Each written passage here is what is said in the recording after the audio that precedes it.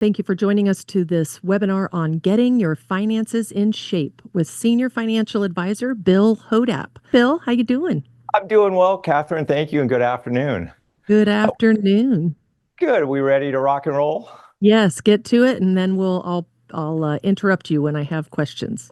Well, welcome everyone again. Something I heard the other day that I thought was quite interesting, I think, as I was walking by the TV, was most New Year's resolutions are already blown by the second Friday of January. We're almost there. Let's see if we can get you past that with getting your finances in shape. All right, so a lot to cover today. We'll jump right in. As we get going and just kind of thinking about the overall approach here, some of the important items, of course, you want to educate yourself. You're here today, you're doing that.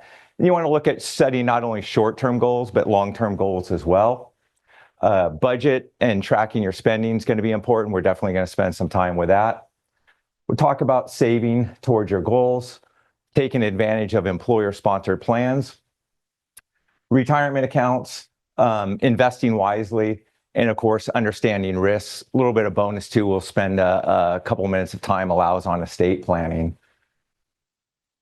Thinking about your personal financial goals, of course, those look differently depending on what stage of life you're in. So commonly in your 20s, 30s, and 40s, you might be thinking about paying off student loans, getting established in your new career, possibly buying a home, or even starting a family. And then as you get into your 40s and 50s, if you have children, likely there's a big focus on raising your children, possibly even paying for college. And then during these years, we start to think about estate planning. That becomes more important, and insurance coverages, right? For those of you that are the earners for your family, you're going to want to make sure you have appropriate insurance coverages as well. But then as you start to shift into your 60s and beyond, really retirement becomes the focal point. It's time to reap the rewards of all the hard work that you've done, and really generating that retirement income paycheck becomes a focus. So you want to look at your goals again, your time horizon, and start to bring this all together. And that really leads us to the beginning of our discussion. And it starts with creating a budget. Now, my wife's in the industry, and we actually do this every year. She starts with a budget. I help with a tax projection. We'll talk about a couple other important things we do as we go along here. But when you think about a budget, there's some main points that you want to look at. And those are what's coming in, that's your income. What's going out, that's your expenses. And see what you have left at the end of the day. But the other thing is you want to plan to save, right? If saving becomes an afterthought, it often doesn't happen. So you want to build that into your budget process. Include a monthly savings goal in there. And so here's an example. Someone with $8,000 of income, they're going to have a goal of saving, hopefully. And we say a general rule of thumb, 20%. That can cover both what you're putting into your retirement plan as well as creating an emergency fund. But here's what I like about this slide here is you really want to split your expenses, you'll see on the screen, between needs and wants. When you think about it, you're going to have one-time expenses, unplanned expenses that come up. It's just life, right? So if you have your expenses split between needs and wants, then what you can do is say, oh, well, I had this one-time expense. Rather than sort of rob my savings plan of 20% that I want to put to that on a monthly basis, I can adjust my wants for that month, maybe meet some or all those one-time expenses, and then keep my plan on track from there. If I take a look and dive into the details, some examples here. As far as needs, well, of course, those would be like housing, food, maybe utilities. Wants would be clothing, dining out, vacation, all great examples. Again, you can adjust. When my wife and I sit down at the beginning of the year, we look at all this. So not only are we looking at our budget, but we're also looking at those needs versus wants. What are we thinking about for vacations? Are there other one-time expenses like maybe home improvements? What do those look like, right? And then we can adjust as we go throughout the year and revisit that budget. And then again, first and foremost, make sure you put that savings at the top, pay yourself first. If it's an afterthought, likely it's not going to happen. So next would be reviewing and managing debt. So if you have debt, a big thing here is you want to consider, can you consolidate it, of course, at a lower interest rate? And if you can, great. But some of the things you want to focus on if you have debt are schedule out all those debt items, put the balance down, put the rate of interest down, and take a look at those and say, okay, can I pay off the lower balance, higher interest rate cards or items first, free up funds, and then if I have other debt, I can pay down those items. This will usually help you get things paid down faster. And then, of course, any excess you can move over to savings. And then if you do have the debt, that's something else you want to budget in, right? Of course, when you go to do your budget, you want to have a line item in there for paying down debt. As we think about taxes, very important area. There's almost no financial decision you're going to make that doesn't have a tax impact, right? So when we think about taxes, there's a few important things. The first is certainly you don't want to miss the deadlines. If you go in your browser and you put in important tax deadlines, you'll get different hits that will come up. Some of those will be the IRS website. A lot of good information there, preparing to file your taxes, and you click on there and you'll see the different deadlines. Some of the common ones we think about are things like, of course, individual filing deadline on April 15th. You can extend to October 15th. Something that we see missed often if you're heading into retirement is that first year of retirement. You're used to having that W-2, those withholdings. Now all of a sudden you retire and you don't necessarily have withholdings. Sure, you can withhold from pensions and Social Security. You have to file the appropriate W-4s to do that. But where I'm getting at is you want to consider then making quarterly estimated payments. First choice would always be to have withheld from your streams of income, again, pensions, Social Security. If you're taking a distribution from your IRA or 401k, try to have the withholdings come from there. If not, you'll fall into the quarterly estimated payments. Remember, the system we have is a pay-as-you-go system, which means if you wait to the end of the year to make a payment or when you file your taxes, you could be subject to a penalty. The estimated payment deadlines would be April 15th, June 15th, September 15th, and then January 15th of the following year. So you want to be cognizant of those and really plan ahead. Are you going to have withholdings in retirement from some of the sources I mentioned, or do you need to make those quarterly estimated payments?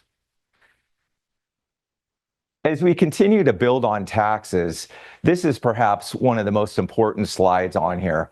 We like to say here at Pure that taxes can take away as much or more than the market can. How you save while you're working dictates in large part how you'll be taxed when you're retired. Right? So when we think of taxes, think of three pools of money on how you can build and save for retirement. Top one being tax-free, think Roth IRA. You're putting money in after tax. It's coming out as long as you meet the rules, tax-free, 0%. As you go to the bottom left, that's your taxable pool of money. And so these are after-tax deposits.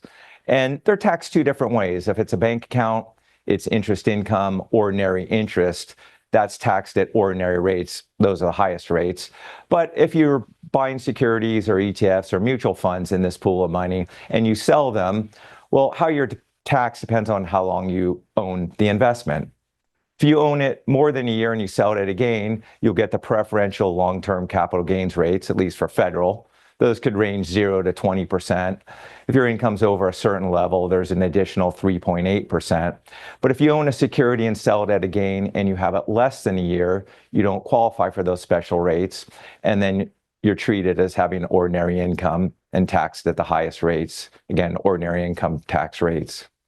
The last pool of money in the bottom right would be tax deferred. So here you want to think IRAs, 401ks, 403bs, SEPs, Simples, and the like. These are the savings vehicles where you got essentially a deduction. It was a pre-tax deposit up front, which is great. It's growing tax deferred. The problem is when you go to take it out, it's all taxed. At what rate? Ordinary income, the highest rates up here on the screen, 10 to 37%. And so when you think about retirement, if you had your choice, where would you want most of your money? Well, hopefully you're answering in the tax-free pool up top. 0% sounds pretty good to me. Where most people save is in the bottom right, the tax-deferred pool. Why? Well, I think there's been a lot of misinformation in our industry. And so we've often been enticed by that upfront tax deduction. Really, what you need to do is take a step back and look at your overall picture, again, starting with budgeting, and then seeing what your annual income and expenses are and what tax bracket you're going to hit in. But the point being that you want to really consider what bracket you're in now, what bracket will you be at key points in the future throughout retirement. And the old adage that we're all going to be in lower brackets in retirement just simply isn't true. A lot of people we talk to are in a similar, sometimes even higher bracket. And so that's where this really all comes together, is understanding what tax bracket you'll be in the future. And then you can make important decisions like, gee, do I save to my pre-tax 401k or IRA? Do I save after tax to the Roth IRA or even the taxable pool there in the bottom left? And then in retirement, it's even more important when you go to distribute this money back to yourself, when you create that retirement income paycheck. Again, really important to know where your brackets are now, where they'll be in the future. And then if you do have these three pools, how much do you take from the tax deferred? How much do you take from the tax free? How much do you take from the taxable to manage the brackets that you're in? And then the other challenge with the bottom right is that the IRS really has a lot of control over that pool of money. You might be familiar with required minimum distributions. For most people, they start at age 73 or 75 if you haven't already started. And that's where the IRS says, hey, we've given you this tax deferred treatment for years. Now we're going to force you to take money out of the account so that we can tax you. Right? So it's really out of your control. If you have money in that bottom right, that tax deferred pool, you really have to cut that back by about 25 to 33% for unpaid taxes. The other challenge is from a legacy standpoint. So if you're thinking about, hey, I want to give money to maybe my children, the next generation when I pass on, well, if it's in the tax deferred pool, they're going to have to take the money out over 10 years and it's all taxed at ordinary income. Yet if you can get money into the Roth, the tax-free pool, they'll still have to take it out over 10 years, but they won't pay taxes. So when you're thinking about saving and you're thinking about drawing funds, you want to factor in all what I discussed. Couple quick ideas on ways to get money into the Roth tax-free. If you're working and you're not over certain income limits, then you can put money into the Roth directly. If not, there's something called a Roth conversion, moving money from tax deferred up to tax free. Bad news is you have to pay income taxes. Good news, tax free for the rest of your life. So it's just a couple ideas around really controlling your taxes over time. End result you're looking for is you really want to minimize taxes, make your resources go further. Catherine, any questions so far? Jim's asking if you have investments that are doing pretty well, but you could pay off your home mortgage with some of those funds, what would you recommend? Yeah, great question, Jim. Thank you for your question. Really, what we look at a high level is what rate of return are you getting on your investments and what rate of return are you paying on your mortgage? So if you were able to refinance like a lot of folks when rates were down, you likely have a pretty low mortgage rate. And hopefully your investments are outpacing that, in which case it would make more sense to leave your money invested and continue to just pay that mortgage at a lower rate. On the other hand, if you're in a situation where your mortgage rate is higher than the rate of return on your investments, then perhaps it would make sense to pay down your mortgage. Sounds good. Okay. I think people are just intently listening. Good. Well, let's jump back in here. And so really, we want to talk next about your portfolio. Of course, that's a key component to everything that you're doing. So a couple ideas here. You want to view your portfolio holistically. Monitor your investments in one place is a lot easier. And so it's not uncommon that I'll meet with folks and they'll have investments in, 10 or more different accounts, and it could be 3 to 5 or more different financial institutions. And it starts to be really challenging to manage that, especially as you get into retirement, you start to think about taking distributions. Often consolidation can help lower administrative fees. When it comes to tax time, it's just a lot easier, fewer 1099s you're getting, a lot easier to prepare your income taxes. And then also, just as far as distributing funds, the fewer financial institutions, the fewer accounts you have. It's going to be a lot easier when you think back on that previous slide with the tax triangle, trying to pull money from different accounts, different account types to control the taxes you're paying. A lot easier with fewer accounts. One key to success here is if you are working and you're putting money in your company retirement plan, is make sure that you're maximizing that match. Recent study done here that said 59% are above the match rate, 17% are at the match rate, and 23% are below. You're really leaving free money on the table here. So make sure that you're matching, you're putting enough contribution in your company retirement plan to get that match. We'll take a look at an example here. So starting balance is zero, annual salary of $80,000, rate of return of 6%, and contribution period is 20 years. So you can see on the left, someone that's putting in a 2% contribution with a 1% match ends up over 20 years with about $155,000. If that same person increases the contribution to 6%, gets now a 3% match, you can see tripling the money over $460,000. So make sure that you're maximizing that match. Okay, and I wanted to talk a little bit about cash flow here, and this is kind of pulling things together when you're talking about budgeting, maximizing the match, saving for retirement, and just kind of planning out retirement. I think you'll find this example pretty interesting here on a few years can make a difference, as well as, of course, how much you save. But we have John and Sally here.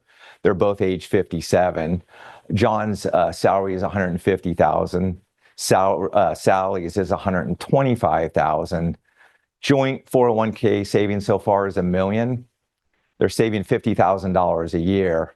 They're planning on spending $112,000 in retirement, about 80% of what they're spending now, which seems pretty reasonable. Rate of return 6% and inflation's 3%. Well, if they work another 5 years and they retire at age 57, you can see on the graph here, the projection is their money will last until 82. And, if you're comfortable with that, that's okay. But if you say to yourself, well, I want my funds to last longer than that, what can I do? Here's a couple ideas. If you work just 3 years longer, so now you're retiring at 65, and now, yes, you're jumping up your contributions. In the last example, they were saving $5,000 each per year. Now they're saving $30,000, so obviously it's quite a bit more. But by delaying Social Security from 62 to 65, in our previous example, at 62, they were getting $25,000 each. Of course, as you draw your Social Security before full retirement age, you're going to take a cut and pay, if you will. There's a discount there. It's about 5 to 6% as a rule of thumb. So now you work to age 65, less of a discount on your Social Security. In our example here, they get $36,000 each per year instead of $25,000. That's the rest of your life. And so when we feed this all in, now what we get is money lasting until age 94. So again, quite a bit of a difference. So as you're planning for retirement, if it's not coming out quite how you want, you start tweaking things. Do you work a little bit longer, spend less, save a little bit more? You'll be surprised how you start putting a few things together and the impact it can have on your retirement. Just a little example of compounding money here for investment growth. Here we have an example starting with $38,000, rate of return 6%, investment period 30 years, and ending up with over $218,000. I think we're all pretty aware of this. The earlier you save, of course, the better. And now let's jump over to investments and really just kind of touch on some basics here and some key points. Is that, first of all, you want to develop a clear understanding of your goals, your time horizon, and your risk tolerance. And just when you think about it, and I have folks ask me about this all the time, it's one thing if you have a short-term goal that's maybe 1, 2, 3 years away versus a long-term goal 10, 20, 30 years away. Where you put your money is going to probably be dramatically different in those two examples. If your short-term goals 1, 2, 3 years away, maybe even up to 5, you're likely going to be conservative to maybe even ultra conservative, whether it's a savings account, a money market, treasury bills, something of that nature. Versus now when you think more of long-term savings towards a retirement goal, well, that's when you more think stocks and bonds, and we'll talk about those. But again, those are going to look a lot different. So if you really can't afford to take risk, I get questions like, gee, Bill, I've sold my home. I'm going to rent for a short period of time and look to get back in the housing market in the next couple of years or so. Well, that's probably money that you want to consider being very safe, secure with, versus money that you're saving long-term for retirement.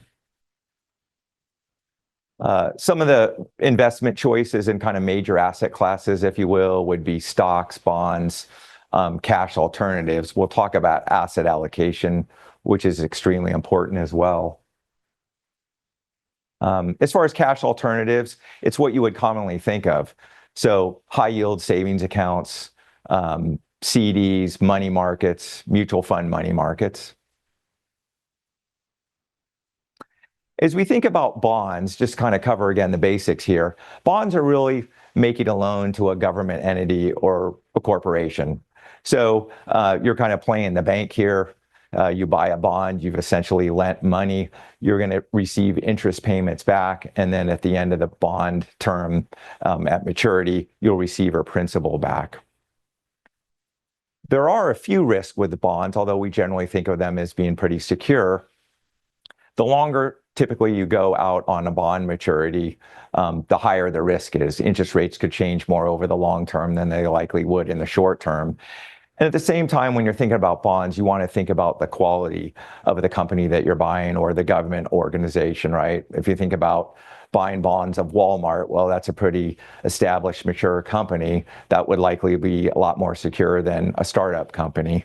The startup company will pay you a higher interest rate because there's more risk associated with it. So you just want to factor in length of maturity and credit rating as far as when you're buying those bonds.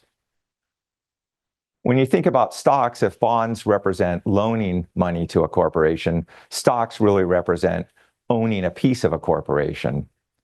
And so just like bonds, they carry risk, of course, more risk than bonds do. But when you think about the risk with stocks, you want to think about maybe larger, more mature companies and smaller companies, whether they be startup or emerging growth, as they become large cap or large companies. And so typically speaking, those larger companies are going to have less risk. They're established, they've been going a long time. Small companies, not around as long, they're going to have more risk with them. And so you want to be able to mix those together in your portfolio. When we think about different types of stocks, really two main types would be common stocks and preferred stocks. So either case, you own part of the corporation and you could receive dividends. Preferred stocks receive priority when getting the company dividend. Typically, the preferreds don't have voting rights. So again, you just want to factor that into your investment decision. As we think about some of the keys to success over the long term in the market, the first one that comes to mind is avoiding market timing. So regarding that, we have a nice chart up here on the screen. When we look over the 20 years ended 2020, the S&P index averaged 7.5% a year during that time frame. I know it seems hard to believe, but if you missed just the 10 top days, your return would have been cut more than half, 3.4%. You missed the 20 best days, you were close to 0.1%. And in fact, if you missed the 30 best days, then you are negative 1.5%, 40 best days, close to 3.5%. So the idea is the stock market, again, it's really for the long term. The longer you're in the market, the greater the probability you have of being successful. And when we continue to think about the market, again, long-term approach is really the way to success. Here, what you'll see is a slide going back to 1950, and you can see all the lines that are above the horizontal line. That's, of course, when the market had a positive rate of return. And then you can see the lines below negative rate of return. Probably about 70 to 80% of the time, returns in the market are positive. And again, you just want to be able to, we'll talk about this. You want to be able to design a portfolio that you're comfortable with, that you can sleep at night, so you can reach both your long-term goals and your short-term goals. The idea is you don't want to be getting in and out like we talked on the previous slide. That's likely going to damage your long-term returns. Asset allocation is important too. There's studies out there that say asset allocation is the #1 determinant of your long-term portfolio returns.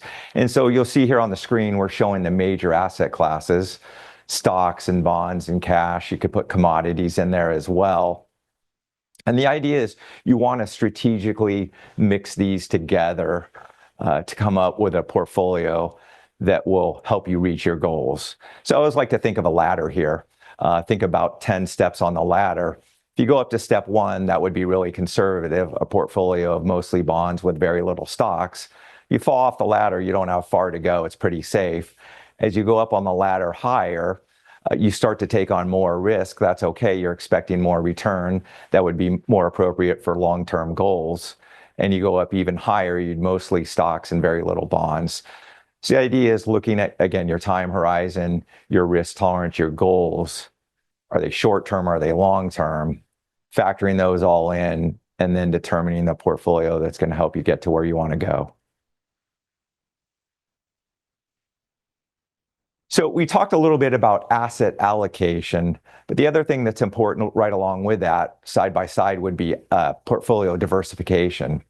So think as allocation as having your money in the different pools, stocks, bonds, cash, maybe commodities or alternative investments. But then in each one of those pools or buckets, how is your money invested? Do you own one stock or one bond, or do you own multiple? You really want to own multiple. You want to diversify by security issuer, region, sector, industry. That way, if one company goes down, it's not going to pull down the whole asset class.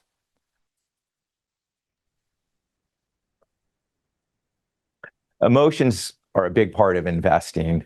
And so, again, what you want to do is you want to have a portfolio that'll allow you to be comfortable to sleep at night, so you can go through the different market cycles. And often the market goes up, we get excited. The market goes down, we get scared. The old adage, buy low, sell high, is obviously what we want to achieve. People get scared, they end up selling when the market's down, and then saying, well, when the market's doing better, I'll have the confidence to reinvest. Well, they just did the opposite of what we want to do. So again, having that plan, following that plan up front is going to be important to your long-term success in the market. Hey, Bill, is this a good time to pause for a second? Absolutely. First, Glenn's asking if his wife will be inheriting a traditional IRA annuity from her father.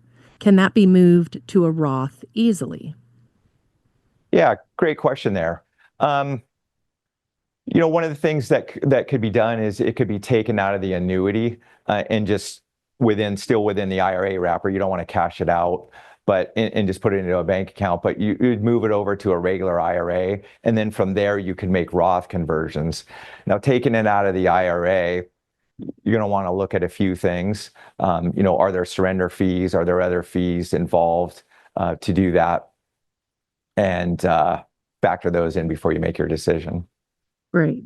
Okay, and then can you just explain a few of the different types of bonds? Like an I bond, what are the best bonds? Is there a difference between I bonds and EE bonds, et cetera? I know you Yeah, might be able to cover all that, but a little nutshell. sure, absolutely, Catherine. Yeah, there's different types of bonds out there, as you mentioned, I bonds, EE bonds. Those are government bonds, and so when you think about bonds, first fork in the road, if you will, is government bonds versus corporate bonds, right? And so either way, you're going to want to look at What's the maturity? Is it a short term, out to a few years, intermediate term, longer term? That applies to government and corporate bonds. You're going to want to look at the credit quality of the issuing agency or organization. Do they have a higher rating, a lower rating on the bonds? And then plan accordingly from there. Typically, what you want to do is mix them together. So you want to have some corporate bonds in your portfolio, some government bonds, some short-term, intermediate, and some long-term. Right now, interest rates have been a little bit challenging with our inverted yield curve. So typically, it's paid off in the last couple of years to be more in short-term bonds. But over a normal cycle, you would want all three: short, intermediate, and long-term. Okay. And then a Social Security question. Due to concerns regarding the funding of Social Security, are you concerned that Social Security and Congress that might change the ages in which we can start to receive benefits? In other words, are you concerned that it might change so that you cannot start to receive benefits until a later age, such as 65 or later? Meaning, I guess if they wanted to take it at 62 and then they decide not to, will they be not able to take it at 65? Yeah. Yeah. Get out your Burning crystal ball. question. Yeah. Yeah. Open up the crystal ball here, right? Um, our elected officials are I think famous for kicking the can down the road.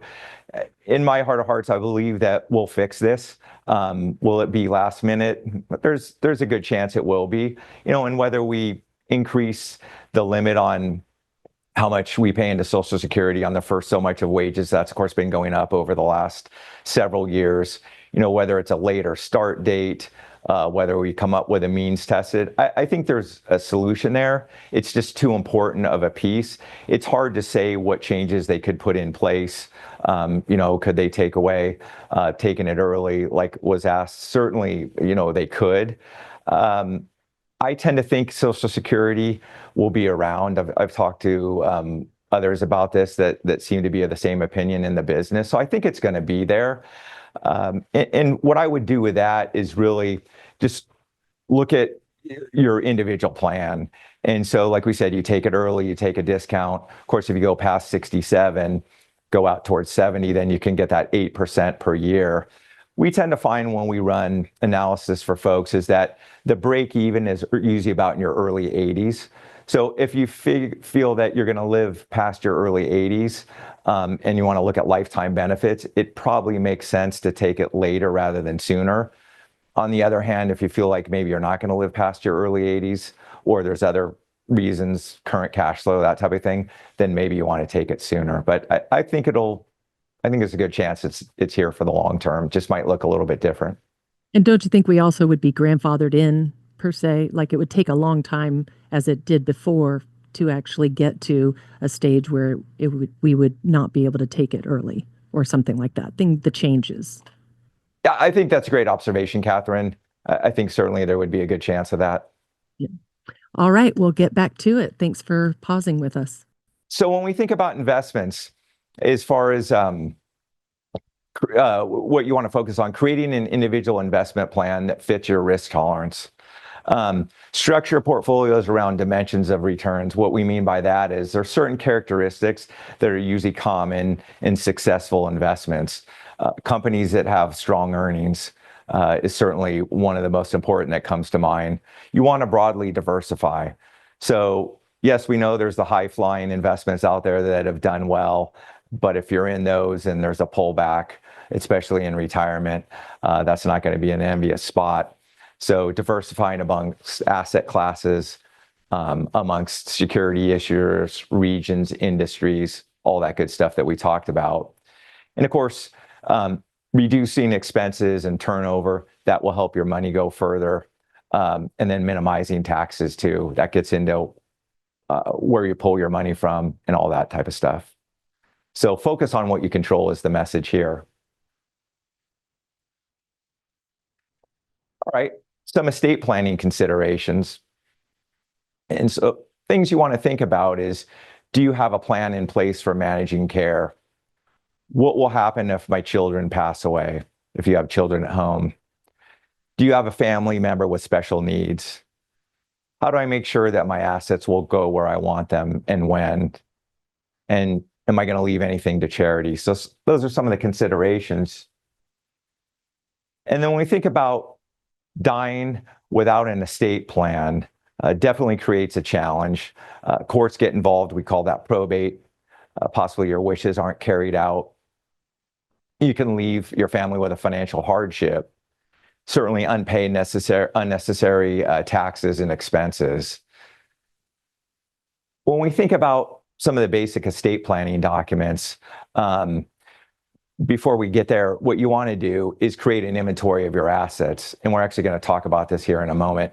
That ties into the budgeting and where do you go next from here. But creating an inventory of assets, right? Accounting for needs of your family.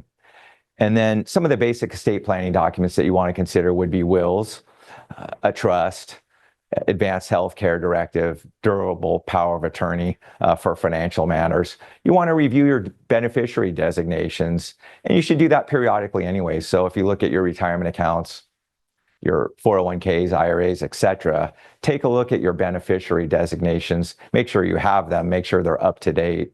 And then, of course, you want to prepare for income taxes. And I think before we get to questions, something that comes to mind for me, as I said at the beginning, my wife and I do this every year, and some of the things we talked about is really the starting point. But where do you go next from here? So if you go back towards the beginning to budgeting, of course, that's for the current year.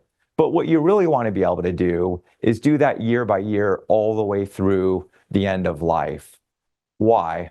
Then you could identify the years you might have a surplus, you can save more. Where do you have a deficit, which means you're going to have to draw money maybe from your savings?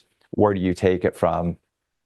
You also want to map out in your expenses what your taxes will be. Remember, we said it's super important to know what bracket you're in now, what bracket you're going to be in the future, and at key different points. What do taxes look like when you retire? What do they look like when you take Social Security? What do they look like when required minimum distributions start? And this will allow you to really put together a strategy to minimize taxes over your lifetime to then make your resources go further. And just like you're projecting or mapping out your income and expenses, you want to do the same on your net worth. So when you think about net worth, assets, liabilities, of course, that gives you your net worth. Assets typically would be bank accounts, retirement accounts, other investment accounts, your home. Liabilities, mortgage, car loan, credit card if you have it. And so by taking at least your investment part of that net worth statement, factoring in what you're going to add each year, company match, assume a growth rate that you think is reasonable, you can start to project out what your assets might look over time. Once you have that projected assets or investments, as well as projected cash flow or income statement, then you, again, can really start to pull things together and map out a plan. So that's bringing this all together, taking a look at the future, really, end of the day, determining whether or not you're on track. Thank you, Bill. There do have a few detailed questions, so you may not be able to completely get into, and I did just put in the chat that if we can't get to your specific question because we can't really, we don't know all your details, please give us a call or click the link that I just put in there to schedule a complimentary, no cost, just a consultation with someone so that you can get your personal questions answered. So 2 questions and we'll see how much you can get into here. Okay, so I'm 60 years old and will be receiving a cash inheritance this year pending sales of the assets. I would like to place the inheritance in a revocable trust with the plan to eventually pass this on to my adult children within the next 5 to 10 years. Where's a good place to invest and grow the inheritance as well as to minimize the taxes as the investment transitions to my children? Yeah, great question. So there's a couple things there too that are important. You want to take a look at those assets that you're getting and see what the basis is in those to determine the tax consequences. But from there, really is, unfortunately, you can't just dump a bunch of money into the Roth or into the tax deferred pool. So if you think back of that bottom left, that's your taxable pool of money. And so that's likely where the pool that you would invest in. And so there's some considerations there. Certainly any ordinary income that you generate, interest, ordinary dividends, those are taxed at the highest rates. So if you're thinking about growing the assets for a future generation, you might want to think about putting together a portfolio of stocks or stock funds and some bond or bond funds. And then ideally, if you can hold that over the long term, or at least have those more than a year, and you sell them at a gain, you're going to get that lower capital gains rate. And of course, you're going to want to look closely at the risk tolerance. Will you need that any of that money short term, long term? Is it all for the next generation? And then you can put together an appropriate portfolio from there. Sounds good. All right, so I have a question about the governmental Roth 457B.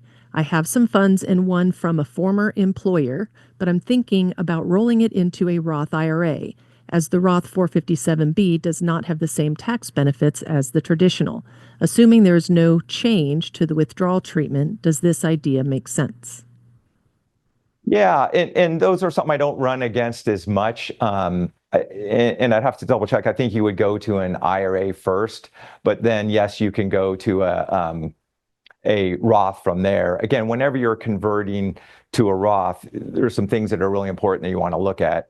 Is first of all, what tax bracket are you in? So we think, it starts at 10, it goes to 37%. What's your bracket in your base situation? If you convert, how much do you convert? So we think of tax brackets, we think of stair steps. And then so you want to determine, well, how much is appropriate so it doesn't put you in too high of a tax bracket. Yeah, it sounds like it was in a government Roth 457. Ah, So he was okay. just wanting to roll it into a Roth IRA instead Okay. of 457. Okay, another question. I am 65 and a half, and I will be waiting until my full retirement age to begin Social Security. Would it be worth it to hold off on taking my Social Security and starting withdrawing that difference from my 401k to get the extra Social Security payment a couple of years down the road, meaning after he's 65 and going on to, after 67 going on to 70. I know this is a lengthy, basically is it a good idea to hold off on Social Security and pull from my 401k for a couple of years? Mm, potentially, yes. It really depends on your individual situation. So when we were talking about here at the end, as far as mapping out your future cash flow, what's coming in, what's going out, including taxes, then you can start to run a couple different scenarios. What does it look like if you delay Social Security and go for that higher benefit, pull from your 401k? Or as you said, of course, you could do the opposite and start those Social Security benefits earlier. It's really individual dependent. So you really have to map out those two courses of action and see which one makes sense. Gotcha. And then lastly, if we don't have a huge estate, do we need to worry about the estate tax? Isn't it 40%? Ah, it's big, correct. And the current exemption this year is closing in on just about 14 million per person. So if that's not you, you're okay. Now it's scheduled to sunset at the end of 2025, going into the beginning of 2026. We'll revert back to the old laws. There's probably going to be an inflationary factor on there. Some of the numbers I've heard is maybe somewhere in the neighborhood of $4 to $6 million per person. So certainly laws can change, but if you're not above those limits, you're okay at this time. Sounds good. And then lastly, someone was just asking about what you talked about before. Oh, not sure if I can ask, but is it recommended to have your investment managed by digital advisors? What do you think about digital advisors? Yeah, I mean, certainly that can be a way to go. It may be a low-cost solution. I think anytime you're hiring a professional, it really comes down to value. What are you paying and what are you getting? And so if all you're after is investment advice, that could certainly be a solution. But I would say, as far as increasing your chances of success, you might want to consider not only getting help with investments if you need it, but also taking a look at putting together a financial plan as well as a tax planning. And it's really the three of those that will help enhance your probability of success. Yes. Well, thank you, everyone. If you have any questions, please feel free to give us a call. Check out our website. And Bill, thank you so much for all of your information. We hope that everyone has a really great 2025. Thank you, Catherine.